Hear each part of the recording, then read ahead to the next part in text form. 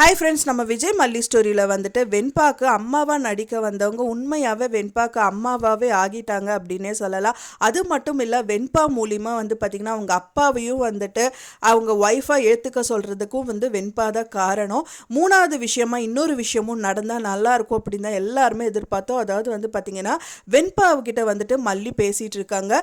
இந்த மாதிரி ஒரு நல்ல விஷயம், ஒரு சந்தோஷமான விஷயம் அப்படிங்கிற மாதிரி சொல்லிட்டு இருக்காங்க. வெண்பா பாப்பா வந்துட்டு தம்பி பாப்பா வரப்போதா அப்படிங்கிற மாதிரி கேட்குறாங்க. அதை கேட்டோன்னு மல்லிக்கு பயங்கர ஷாக் ஆகிடுச்சு. அவங்க சொன்ன விஷயம் வந்துட்டு கோயிலில் வந்துட்டு இந்த மாதிரி வெட்டிங் டே செலிப்ரேட் பண்ணுறதுக்காக வந்துட்டு பூஜைக்காக போக இருக்கும் அப்படின்னு சொல்கிறதுக்காக தான் வந்தாங்க. ஆனால் வந்து வெண்பா நினச்சது என்னென்னா இந்த குட் நியூஸ் தான் சொல்ல போகிறாங்க அப்படின்னு நினச்சிட்டு இருந்தாங்க. அதுவும் வந்துட்டு பார்த்திங்கன்னா அந்த குட் நியூஸ்க்காக தான் இருப்பாங்களா, ஏன்னா என்னோடய ஃப்ரெண்ட்ஸ் எல்லாமே அப்படி தான் இப்போ அம்மா சொல்லிகிட்டு இருக்காங்க அப்படிங்கிற மாதிரி சொல்கிறாங்க. இருக்கலாம் வெண்பா, ஆனால் நான் அந்த விஷயம் சொல்ல வரல. ஆனால் வந்துட்டு எங்களுக்கு வெட்டிங் டே வரப்போகுது நீ 2 டேஸில், அதில் கோயிலில் வந்து விசேஷம் வச்சுருக்கோம், ஸோ அதுக்கு போகிறதா இருக்கும் அப்படிங்கிற மாதிரி சொல்கிறாங்க. அது மட்டும் இல்லாமல் விஜய்க்கு நல்ல வேலை ஒன்று கிடச்சிருச்சு. கிடச்சது மட்டும் இல்லாமல் முதல் சம்பளத்தை வந்து மல்லி கையில் கொடுக்குறாரு.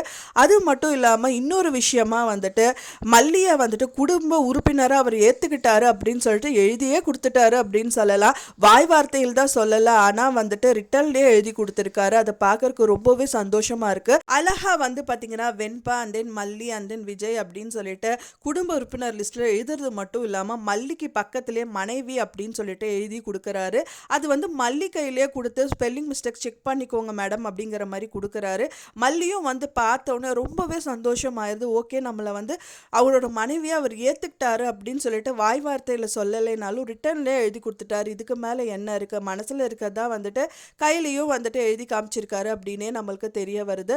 ரொம்பவே சந்தோஷப்படுறாரு. அது மட்டும் இல்லாமல் அன்னபூர்ணி அம்மா வந்து 2 நாள் கல்யாண நாள் வருது அப்படின்னே மல்லி சந்தோஷப்படுறா அப்படின்னா இனிமேல் என்னன்னாலும் நான் பண்ணுவேன் அப்படின்னு சொல்லிட்டு நீங்கள் எங்கே கூப்பிட்டாலும் நான் வருவேமான்னு சொல்லிடுறாரு. ஸோ இந்த மாதிரி 2 விஷயங்கள் அழகாக பண்ணியிருக்காரு. ஸோ இதுலேருந்தே வந்துட்டு மல்லியை வந்துட்டு அவர் ஏற்றுக்கிட்டாரு அப்படின்னே சொல்லலாம். இன்னொரு விஷயமா வந்துட்டு அவர் வாங்கின சம்பளத்தை வந்துட்டு முதல்ல மல்லி கையில் தான் கொடுத்து எஜமானியம்மா நீங்கள் தான் பார்த்துக்கணும் அப்படிங்கிற மாதிரி கொடுக்குறாரு.